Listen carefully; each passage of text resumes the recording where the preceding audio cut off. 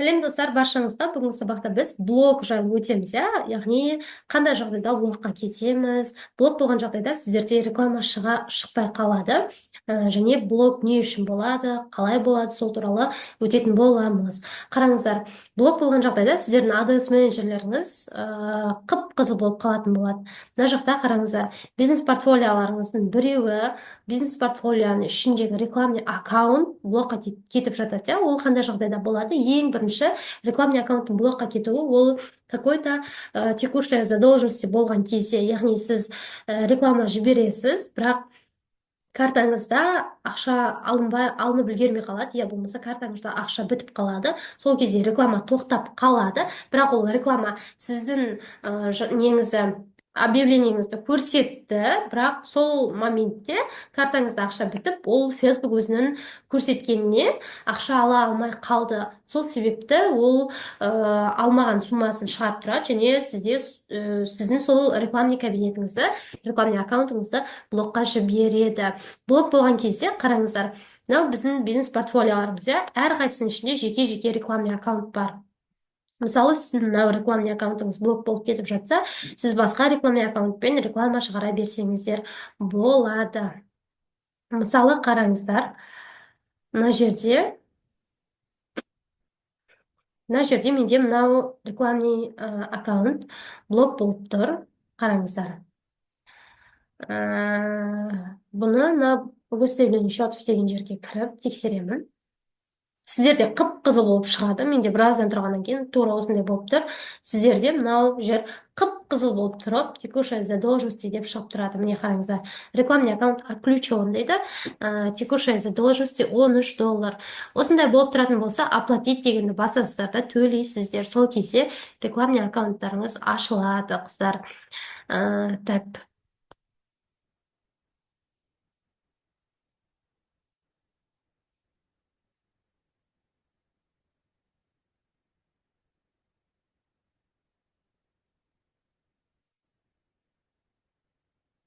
Мына жерде қараңыздар, сосын көбінде осындай болып шығып тұрады. Қып-қызыл болып шығады, я болмаса мынау тура осындай болып шығады. Создать деген батырма сізде басылмайды, реклама жіберуге сізге не бермейді, мүмкіндік бермейді, себебі сізде мына жақта төленбей қалған оплата болады. Блоктың ең бірінші түрі осы блок, яғни оплата төленбегендіктен рекламный аккаунтымыздың блокқа кетуі. Екінші блоктың түрі ол, яғни Фейсбугыңызды қолданбай жатып реклама жіберу. Яғни мен сабақта көбіне айтатыным, Фейсбугымыз міндетті түрде активный болу керек деп айтам, кемінде 2 апта, 3 апта бойы Фейсбук активный болу керек деп айтам. Көбіне Фейсбук активный болмай, 1-2 күннен кейін жібере, 1-2 күн ғана болып, одан кейін уже мына жақтан бизнес портфолио ашатын болса, көбінесе бизнес портфолио блокқа кетіп жатады, я болмаса рекламный аккаунтыңыз реклама шығаруға мүмкіншілік бермей блокқа кетіп жатады. Сол себепті асықпаңыздар, барлығын Фейсбукпен жұмыс жасағанда өте мұқият болу керек, барлығын рет-ретімен орындау керек. Сіз Фейсбугыңызды аштыңыз, ашқаннан кейін, егер сізде бұрыннан ашылып келе жатқан Фейсбук болса, кемі 1 апта или 5 күнде активный етіп барып, содан кейін барып сіз рекламный страница ашып, одан кейін барып 1 күннен кейін осы бизнес портфолионы ашасыздар.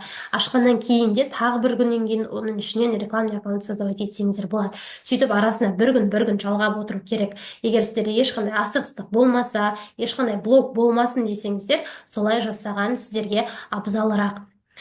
Сосын тағы да блок болатын жағдайлар закрытый нишаларға, яғни Facebook қандай нишаларға запрет қояды? Facebook жаңағы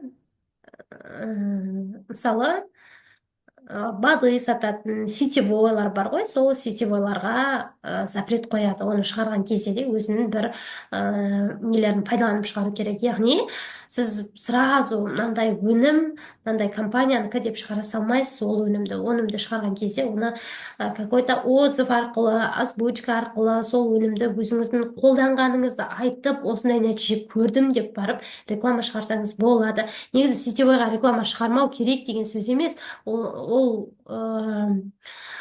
сондай ниша болса да, яғни қауіпті ниша болса да, оған көптеген таргетологтар реклама шығарады, бірақ осындай өзінің жолдары бар, иә.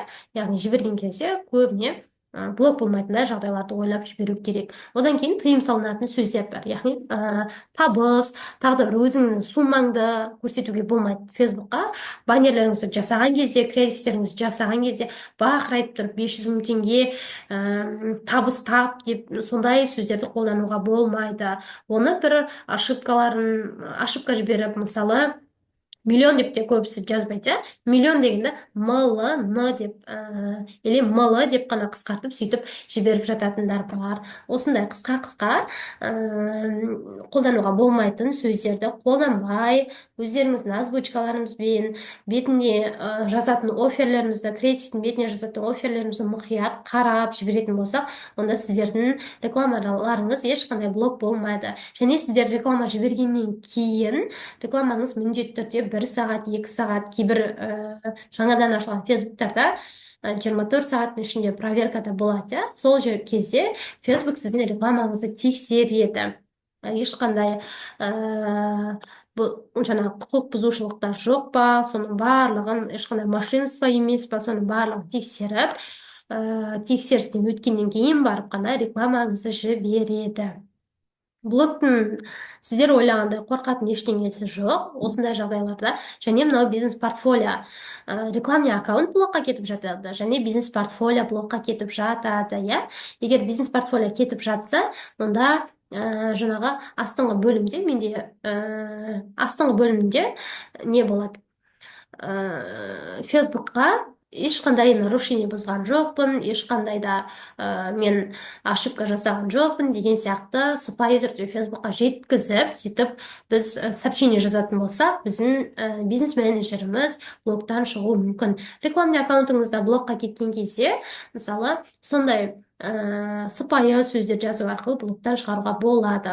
Бұндай блок көбіне менде болған жоқ. Көбіне менде болатын блоктар ол жаңағы оплата төленбей қалуына байланысты болған блоктар. Ол блоктан қорқатын ештеңесі жоқ. Ол блоктар оплатаны төлегеннен кейін барып, ол міндетті түрде ашылады, рекламный аккаунттарыңыз. Және мынау ең маңызды, ваш аккаунт деген жерде сіздің жеке аккаунтыңыз бар, иә. Жеке аккаунттан реклама жіберуге болады, бірақ бұдан жібергенде өте мұқият болу керек. Егер сіздердің мынау жеке аккаунттарыңыз блокқа кететін болса, онда мынаның ішіндегі аккаунттарыңыздың барлығы блокқа кететін болады. Сол себепті бизнес-портфолиоларыңыздың ішінен жібергендеріңіз дұрыс. Бүгінгі сабақ осы. Егер де осындай қып-қызыл болып, блок болып жатса, оны ешқандай қорқатын жоқ. Оплаталарыңызды төлеп, блокқа кеткен аккаунттарыңызды аша аласыздар.